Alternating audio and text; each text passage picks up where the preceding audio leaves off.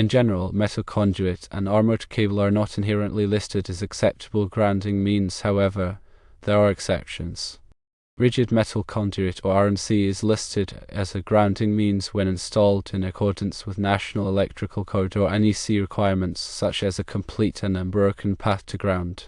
Intermediate metal conduit, or IMC, is listed as a grounding means when properly installed and connected to the service or distribution panel. Metal-clad non-metallic conduit with an embedded grounding wire is listed as a grounding means when the wire is properly connected to the service or distribution panel. Two-wire knob and tube wiring with black grounded rigid conduit, or GRC, and cloth conductors is not recognized as a grounding means and should not be used for grounding purposes. All two-wire armored cable, also with cloth conductors, is not listed as a grounding means and should not be used for grounding purposes. The armor is only intended to protect the conductors from physical damage. Replacing two-wire devices with three-wire devices on wiring systems that are not properly grounded can be dangerous. It can create a false sense of security and lead to shock or fire hazards.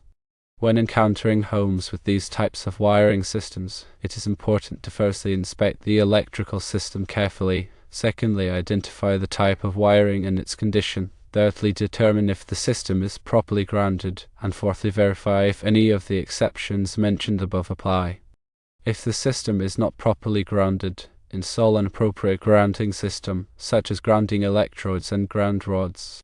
Use only listed and approved materials for grounding purposes, such as RMC, IMC, or non-metallic conduit with a grounding wire. Always obtain a permit for electrical work and consult with a qualified electrician to ensure that the work meets code requirements and is safe. Grounding is a critical aspect of electrical safety, and it is essential to understand the principles and requirements for proper grounding. A grounding system provides a low impedance path for fault current to return to the source, which helps to protect people and equipment from electrical shock and damage. There are several different types of grounding systems, each with its own advantages and disadvantages. The most common type of grounding system is the equipment grounding system, which connects all non-current carrying metal parts of electrical equipment to ground. This includes things like metal enclosures, conduit, and raceways. The equipment grounding system is designed to provide a low impedance path for fault current to return to the source, which helps to trip the circuit breaker or fuse and to energize the circuit. Another type of grounding system is the grounding electrode system, which connects the building's electrical system to the earth. This is typically done by driving one or more ground rods into the earth and connecting them to the building's grounding system. The grounding electrode system is designed to provide a low impedance path for fault current to return to the source in the event of a ground fault. It also helps to stabilize the voltage of the electrical system and reduce the risk of voltage surges. The National Electrical Code, or NEC, provides detailed requirements for grounding electrical systems. These requirements are designed to ensure that electrical systems are properly grounded and that people and equipment are protected from electrical hazards. Some of the key requirements for grounding include the following. All non-current carrying metal parts of electrical equipment must be grounded. The grounding conductor must be sized according to the size of the circuit conductors. The grounding conductor must be connected to a grounding electrode system. The grounding electrode system must be properly installed and maintained. Grounding is a complex topic, and it is important to consult with a qualified electrician to ensure that your electrical system is properly grounded. Improper grounding can lead to electrical shock, fire, and other hazards. Here are some additional details about acceptable grounding method. Rigid metal conduit, or RMC, is a type of metal conduit that is commonly used for electrical wiring. It is made of heavy-gauge steel and is designed to protect electrical conductors from physical damage. RMC can be used as a grounding means if it is installed in accordance with the National Electrical Code or NEC requirements. The NEC requires that RMC be installed with listed fittings and connectors and that it be properly bonded to the electrical equipment that it serves. Intermediate metal conduit, or IMC, is another type of metal conduit that is commonly used for electrical wiring. It is similar to RMC, but it is made of a lighter gauge of steel. INC can also be used as a grounding means if it is installed in accordance with the NEC requirements. Non-metallic conduit with a grounding wire is a type of conduit that is made of non-metallic material such as polyvinyl chloride or PVC. This type of conduit is often used in applications where corrosion is a concern. Non-metallic conduit can be used as a grounding means if it contains a grounding wire that is properly connected to the electrical equipment that it serves. It is important to note that 2-wire knob and tube wiring and old 2-wire armored cable are not acceptable grounding means. These types of wiring systems are outdated and do not provide adequate protection from electrical shock and fire hazards. If you have either of these types of wiring systems in your home, you should have them replaced by a qualified electrician. When replacing 2-wire devices with 3-wire devices, it is important to make sure that the wiring system is properly grounded. If the wiring system is not properly grounded, you could be creating a dangerous situation. There are several ways to ground a 2-wire wiring system. One way is to install a new grounding conductor that runs from the electrical panel to the device. Another way is to use a ground fault circuit interrupter or GFCI receptacle. GFCI receptacles are designed to protect people from electrical shock by tripping the circuit breaker if a ground fault is detected. It is important to consult with a qualified electrician to determine the best way to ground your 2-wire wiring system. Electrical safety is a serious matter, and it is important to take the necessary precautions to protect yourself and your family from electrical hazards. Grounding plays a critical role in electrical safety, and it is essential to understand the principles and requirements for proper grounding. Always consult with a qualified electrician to ensure that your electrical system is properly grounded and that it meets all applicable codes and standards. Here's a deeper dive into the National Electrical Code or NEC requirements related to grounding. The NEC, published by the National Fire Protection Association or NFPA, is a widely adopted standard for safe electrical installation. Article 250 of the NEC is dedicated to grounding and bonding. It outlines the requirements for creating a safe, low-impedance path for fault current to return to the source. This path is crucial for the operation of overcurrent protective devices like circuit breakers and fuses, which interrupt the flow of electricity during a fault condition, preventing electrical shock and fire hazards. Grounding electrode system. The NEC specifies the requirements for the grounding electrode system, which connects the electrical system to the earth. Acceptable grounding electrodes include metal underground water pipes, metal frames of buildings, concrete encased electrodes or ground rods, and ground rings. The selection and installation of grounding electrodes must comply with NEC requirements to ensure effective grounding. Equipment grounding. The NEC requires that all non-current carrying metal parts of electrical equipment be grounded. This includes enclosures, raceways, and other metal parts that could become energized during a fault. Equipment grounding conductors provide a low-impedance path for fault current to return to the source, tripping the overcurrent protective device.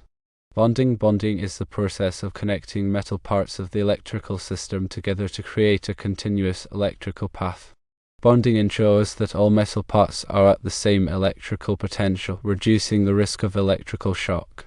The NEC specifies the requirements for bonding different parts of the electrical system, including service equipment, enclosures, and raceways. Ground fault circuit interrupters or GFCIs. GFCIs are devices that protect people from electrical shock by monitoring the current flowing in a circuit. If a ground fault is detected, the GFCI quickly interrupts the flow of electricity, preventing electrical shock. The NEC requires GFCIs in certain locations, such as bathrooms, kitchens, and outdoor areas where there is a high risk of electrical shock. Grounding and bonding in old wiring systems. When dealing with old wiring systems, it is important to carefully inspect the grounding and bonding to ensure that it meets current NEC requirements. Old wiring systems may not have been properly grounded or bonded, which can create a safety hazard. In these cases, it may be necessary to upgrade the grounding and bonding to meet current standards. Safe practices include firstly visual inspection. Carefully inspect the wiring system for any signs of damage, corrosion, or improper connections. Pay close attention to the grounding and bonding connections to ensure that they are intact and properly installed. Secondly, testing.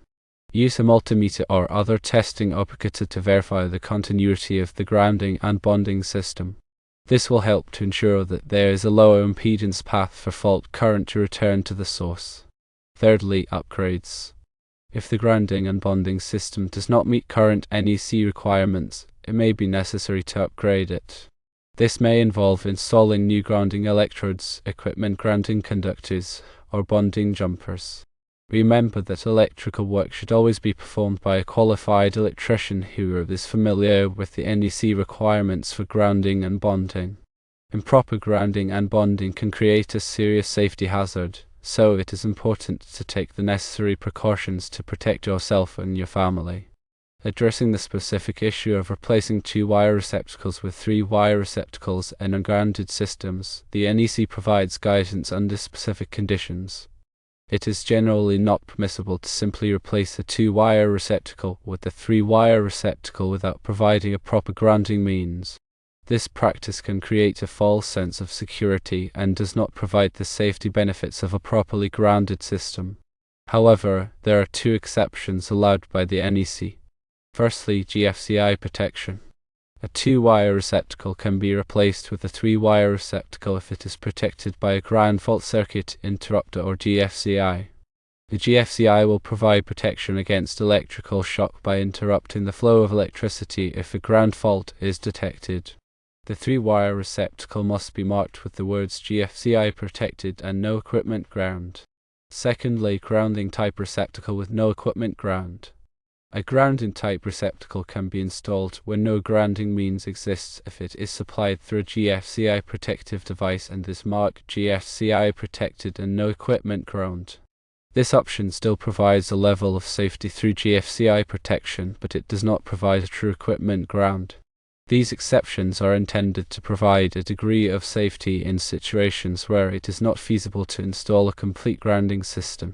However, it is always preferable to install a proper grounding system whenever possible. Understanding the importance of consulting with a qualified electrician is essential when dealing with electrical systems, especially older ones. Electrical work involves inherent risks, and attempting to perform it without the necessary knowledge, skills, and experience can lead to serious injury, death, or property damage. Qualified electricians have undergone extensive training and education to understand the principles of electricity, the requirements of the National Electrical Code or NEC, and the safe practices for installing and maintaining electrical systems. They also have the necessary tools and equipment to perform electrical work safely and effectively. Here are some of the key reasons why it is important to consult with a qualified electrician. Safety. Electrical work can be dangerous, and qualified electricians are trained to identify and avoid potential hazards. They know how to work safely with electricity and how to protect themselves and others from electrical shock, fire, and other hazards. Code compliance. The NEC sets the standards for safe electrical installation, and qualified electricians are familiar with the requirements of the NEC. They can ensure that electrical work is performed in accordance with the NEC and other applicable codes and standards. Proper installation. Qualified electricians have the knowledge and skills to install electrical equipment properly. This includes selecting the right materials, making proper connections, and testing the installation to ensure that it is safe and reliable. Troubleshooting. Qualified electricians can troubleshoot electrical problems and identify the root cause of the problem. They can then make the necessary repairs to restore the electrical system to proper working order. Prevention. Regular electrical inspections and maintenance can help to prevent electrical problems from occurring. Qualified electricians can perform these services and identify potential problems before they become serious. When choosing an electrician, it is important to select one who is licensed, insured, and experienced. A licensed electrician has met the requirements of the state or local jurisdiction to perform electrical work. An insured electrician has liability insurance to protect you from financial loss if something goes wrong. An experienced electrician has a proven track record of performing electrical work safely and effectively.